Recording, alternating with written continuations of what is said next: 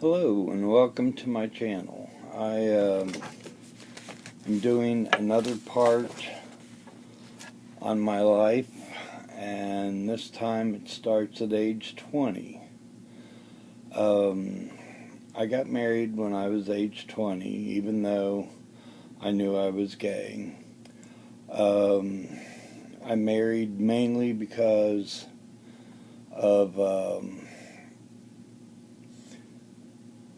that I wanted to become straight, and that just really never happened. But I was married for 22 years. I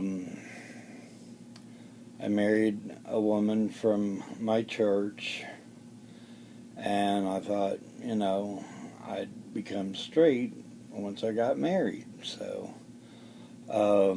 she already had a child, and I was not allowed to adopt him because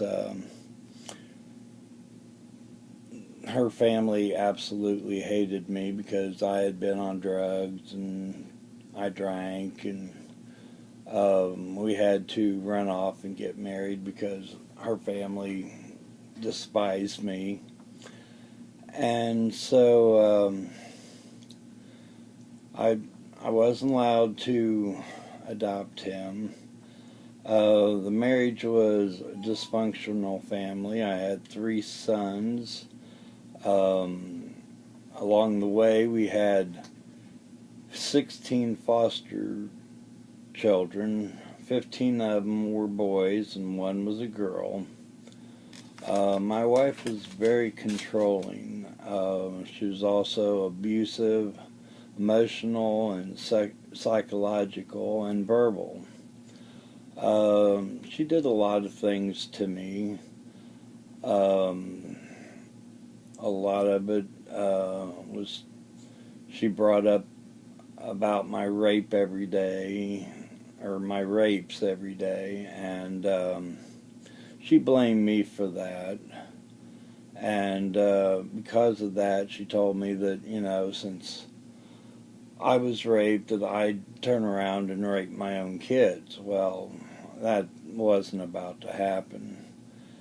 And so I basically had to build a wall between me and my kids. I really never loved her. I loved her as a friend, I guess, at first, and then it turned into bitterness and hate. Like I said, she did a lot of things to me. I'll tell you a few of them.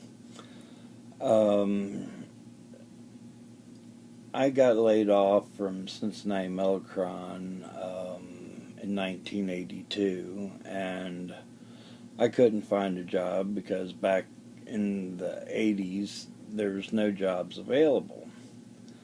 And so I went to college. I was going for my associate degree in computer programming, and she told me during right before my last quarter that it was either to choose between her and college, and I told her I only had 1 more quarter to go, and she wouldn't accept that, so she left me, and I had to quit college to get her back. She took all the furniture, left me with a mattress, and after 2 weeks she decided to come back. So I took her back. She lectured me, she lectured the kids out. She just loved to lecture people. And I wasn't allowed to answer the phone, answer the front door. I wasn't allowed to even go get the mail.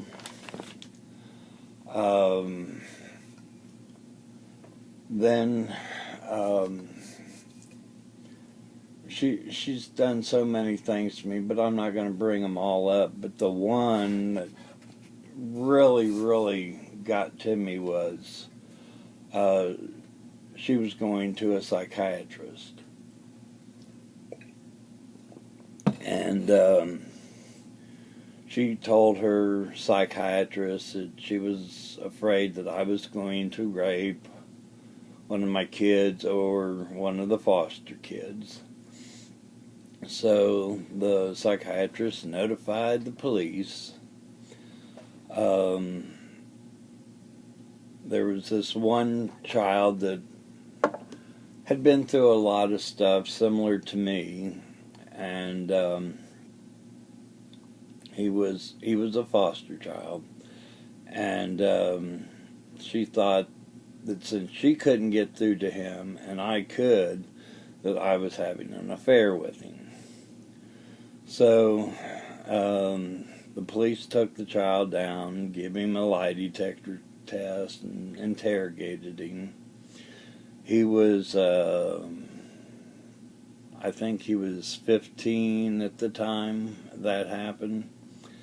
They brought out the foster care agency and the police and everything, and they brought him back. They told me that if they decided that I was in the wrong, that they would come and arrest me. And so they said also that if they found nothing wrong, they would send me a letter and clearing me of all the charges. So the foster child stayed with us, and I kept looking for a letter and kept looking for the police, and they never came. And so I kept asking my wife, did I get a letter yet? And she kept telling me no. And for 6 months I kept asking her, and she kept saying, no, you never got no letter.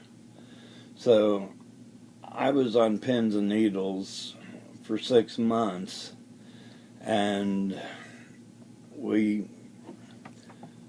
her car was going to be repossessed, and I decided I was going to go out and clean out her car and get everything out of there, and I found the letter. It had been dated 6 months earlier, clearing me of all charges. She did this deliberately to me because she wanted to keep control over me. And this was in our 21st year of marriage. And after I found that, I took the letter in and I said, what's this? She goes, I don't know. I said, this is the letter that they cleared me. And she goes, I never knew nothing about it. I said, you opened it and read it. She goes, I did? She said she forgot about it, which I know that she didn't. So I laid it on my computer desk, and the next day it was gone. I was assistant youth director in the church with the youth. I had to quit that. I had to basically quit the church because the church didn't want me around the youth, so I quit the church. I lost my job because I transported foster children. I wasn't allowed near anybody else's foster children, but they let us keep them, keep the ones that we had. And we had 4 foster children at that time. And but I had to step down from the youth director. I couldn't go to church because she had told everybody about it, and they more or less turned their nose up to me. During our marriage, I lost 2 houses because of her. She ran off with a boyfriend and left me and the kids there for 3 weeks, and she really didn't seem to care that she was away from us. And then she came back 3 weeks later and said that she just wanted to see the kids, and she said she didn't have any place to live and she was going to have to sleep in her car. And so I told her, I said, I'll let you stay here, but I'm taking the kids to the babysitter when I go to work. I said, we'll try to work it out. When I feel that I can trust you, I'll leave the kids here with you. And so my youngest son, he was only 6 months old, and I had a vasectomy 8 years before he was born. And I never did question her. I love my son. He's been my son, just like my oldest son. I wasn't allowed to adopt him, and I don't know if my youngest son is my child.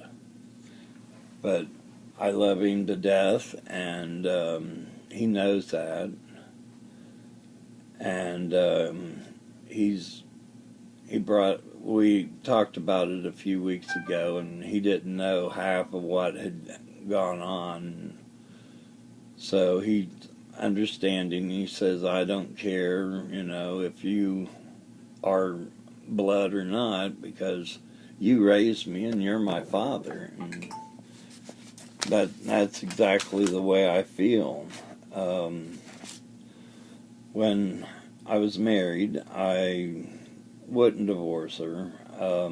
I could have many times, but I believed in vows, and I made a vow to stay with her till death do us part, and I didn't believe in divorce. So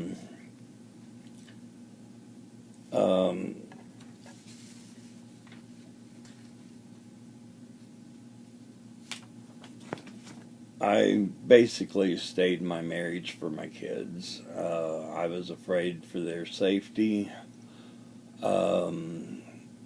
She could be ruthless at times. She would search the kids before school and when they got home from school, seeing if they had stole anything. If anything wasn't right, she would lecture them and ground them, and I had to do the punishment with spankings and stuff. She wouldn't do that.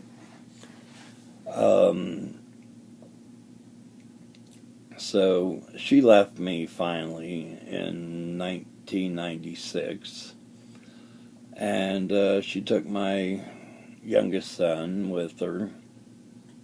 He was 12, I think, and the other 2 boys were a lot older, and they were basically out on their own. And she left me 3 times. Once for college. The other time was for when she ran off with her boyfriend. And the 3rd time, it was because I had given up on the marriage, but I still wouldn't divorce her. We lost 2 houses. The last house we lost, we had to move in to my mom's house.